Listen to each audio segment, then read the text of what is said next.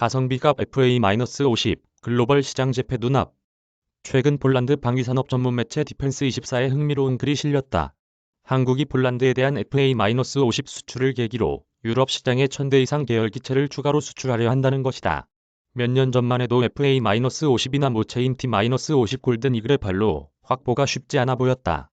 T-50이 미국 차세대 훈련기 사업에서 보잉, 사부 컨소시엄의 T-7 레드호크에 패배하면서 이른바 골든 이글 패밀리 시대는 막을 내리는 듯했다.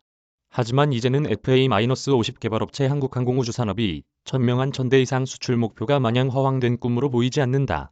FA-50 계열 기체의 성능이 그간 갑작스레 향상된 것도 아닐 텐데 이처럼 방산시장 분위기가 바뀐 원인은 무엇일까? 무기 발전으로 획득, 유지비 급등 우선 무기체계 발전 속도가 지나치게 빨라지면서 전장 상황이 도리어 이를 따라가지 못하는 기현상을 들 수 있다.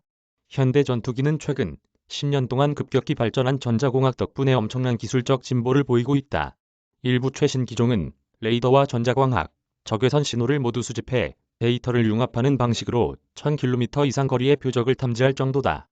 기존 스텔스 기술에서 한 발짝 더 나아가 기체 레이더 반사 면적을 급격히 줄이는 것은 물론 가시광선과 적외선 피탐 가능성을 감소시키는 차세대 스텔스 기술도 적용되기 시작했다. 무기체계 발전은 분명 환영할 일이다. 뛰어난 성능의 무기로 전장을 압도하는 전투원으로선 특히 그렇다. 다만 군을 운영하는 최고지휘부로선 우수한 무기를 획득함에 따라 고민도 함께 늘어난다. 무기체계 성능이 비약적으로 높아지면 무기를 유지하는데 필요한 비용도 덩달아 늘어나기 때문이다. 가령 스텔스 전투기의 경우 고성능 센서의 주요 부품을 자주 교체해야 한다. 각 부품의 가격도 매우 비싸다. 스텔스 성능을 유지하려면 주기적으로 큰 돈을 들여 특수 코팅도 해야 한다. 정비 소요가 많다는 것은 정비에 필요한 시간이 그만큼 늘어나 기체 가동률이 떨어진다는 뜻이다. 미국이 개발한 5세대 스텔스 전투기 F-35A의 비행시간당 유지비는 지난해 기준 36,000달러 수준인 것으로 알려졌다. 엔진이 2개인 쌍발 대형 전투기 F-15이나 F-16 시리즈의 최신 개량형 F-16V의 유지비를 훌쩍 뛰어넘는다. 문제는 이처럼 유지, 운용에 많은 비용이 드는 전투기가 반드시 고가치 임무에 투입되진 않는다는 점이다. 미군 전투기의 평시, 임무는 대개 중동, 아프리카 지역 테러 조직이나 반군 거점에 폭탄 몇 발을 떨어뜨리고 복귀하는 정도에 그친다. 미중 패권 경쟁이 전면전으로 비화하거나 미군이 직접 우크라이나 전쟁에 개입해 러시아와 교전하지 않는 이상 말이다. 저강도 임무에 F-22, F-35 같은 스텔스 전투기나 현재 개발 중인 6세대 전투기를 투입하는 것은 닭 잡는데 소 잡는 칼을 휘두르는 격이다. 찰스 브라운 미 공군 참모총장도 지난해 안보 분야 세미나에서 페라리는 주말에 나타는 것이다. 우리는 마트에 갈 때 슈퍼카가 필요하지 않다고 말했다. 미 공군의 고가의 최첨단 기체보다는 더 많은 4.5세대 전투기가 필요하다는 취지의 발언이다. 세계에서 가장 많은 국방비를 쓰는 미군조차 이러할진데 다른 나라 사정은 오죽할까. 록히드 마틴 F-16V 생산량 월 4대. 중국, 러시아와 밀접한 관계인 나라가 아니고서야 4.5세대 전투기 선택폭은 그리 넓지 않다. F-15EX나 FA-18EF, 유로파이터 타이푼, 라팔 등 서방의 대표적 4.5세대 전투기들은 기체 가격만 8천만 달러를 가볍게 넘을 만큼 고가다. 여기에 무장과 스페어 파츠 등을 조금만 추가 장착하면 전투기 구매 가격은 더 높아진다. 한때 경량형 4.5세대 전투기의 최강자를 자처한 스웨덴 제임즈 -39EF 그리펜 NG도 이것저것 사양을 더하니 가격이 대형 주력 전투기 이상으로 치솟아 시장에서 외면받고 있다. 최근 미국 록히드 마틴의 F-16V를 없어서 못 파는 기현상이 벌어진 것도 이 때문이다. 하지만 비교적 가성비 좋다는 F-16V의 대당 가격도 8천만 달러에 육박하고 비행시간당 유지비는 2만 달러를 넘어선 실정이다.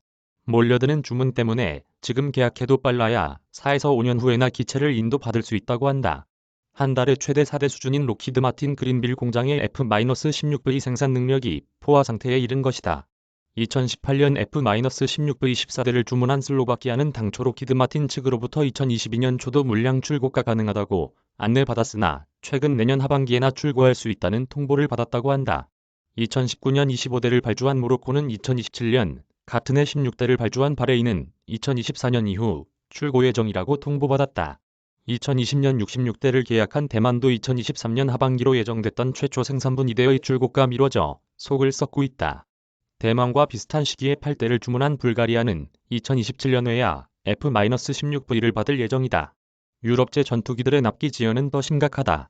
사우디아라비아는 2007년 웃돈을 주고 유로파이터 타이푼 72대를 주문했지만 모두 인수하기까지 10년 넘게 걸렸다. 오만은 2013년 계약한 12대를 2019년에야 모두 인도받았다. 쿠웨이트는 2015년 계약한 28대 가운데 1대를 6년 만인 지난해 연말에 인수할 수 있었다. 또 다른 유럽제 전투기 프랑스 라팔도 사정은 비슷하다. 이집트는 라팔 24대를 모두 인도받는데 6년, 카타르는 36대를 다 받기까지 8년이 걸렸다. 우크라이나 전황으로 발등에 불이 떨어진 동유럽 국가들 처지에선 미국이나 유럽제 무기 도입으로는 안보 위기를 타개할 수 없는 상황이다. 이런 순간에 폴란드가 포착한 것이 한국 FA-50이었다.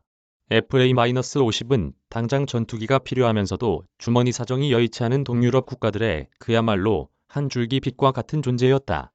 최단 기간에 납품이 가능하면서 가격이 저렴하고 성능도 탁월했기 때문이다. 최근 폴란드 언론은 F-35, F-16을 운용하거나 운용할 계획이 있는 나라, 혹은 비무장 훈련기에 지나침 돈을 쓰고 싶어하지 않는 나라가 FA-50을 주목하고 있다고 유럽 현지 분위기를 전했다.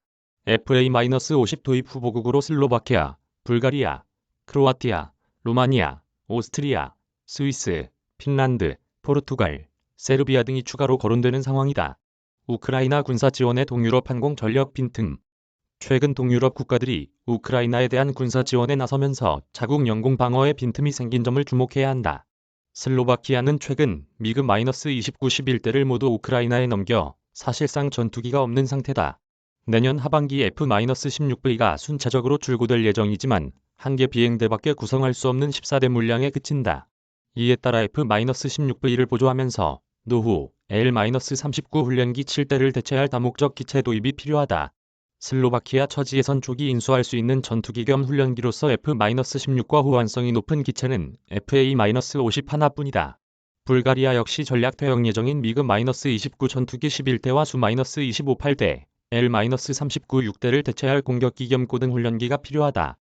중고 라팔 12대를 구매했지만 유지비 부담의 경량형 전투기 겸 훈련기 도입을 추진 중인 크로아티아, F-35A와 동시에 보조 기체 도입을 원하는 루마니아도 FA-50에 관심을 보인다. 오스트리아는 유로파이터 타이푼 12대를 도입했지만 임무장비 탑재가 불가능해 분통을 터뜨리고 있다. 해당 기체를 중고로 매각하거나 폐기한 후 운용할 염가형 전투기를 찾고 있어 FA-50의 잠재적 고객으로 분류된다. 스위스와 핀란드 역시 전투공중 초계와 근접 항공 지원, 전술훈련 입문 등 다양한 용도로 사용할 수 있는 FA-50에 관심을 갖고 있다. 뛰어난 경쟁 기종들을 압도할 FA-50의 스펙은 어느 정도일까? 최근 폴란드 국방부의 평가에 따르면 FA-50은 F-16과 호환성이 높아 조종사의 기종 전환이 쉬운 편이다. 획득 비용은 다른 4.5세대 전투기의 절반 수준인 6,200만 달러, 시간당 유지 비용은 30% 정도인 시간당 3,500달러에 불과해 경제성이 우수하다. 그럼에도 성능 개량을 통해 고성능 능동형 위상 배열 레이더와 전자전 장비, 다양한 정밀 유도 무기를 탑재할 수 있다.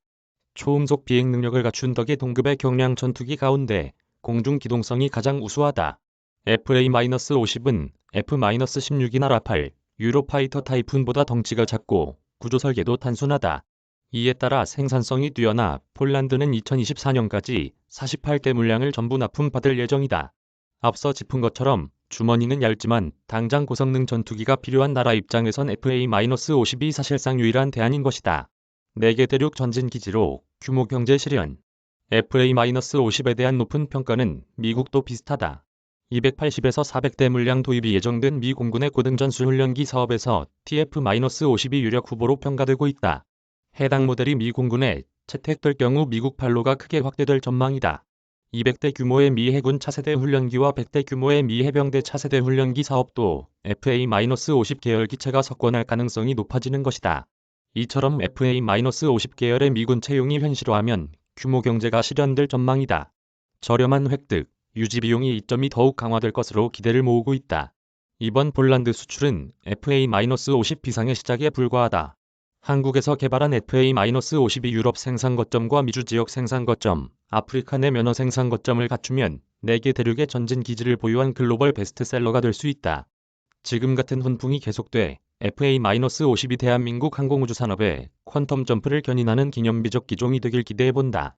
유튜브와 포털에서 각각 매거진 동화와 투벤져스를 검색해 팔로잉하시면 기사 외에도 동영상 등 다채로운 투자 정보를 만나보실 수 있습니다. 신인균 자주국방 네트워크 대표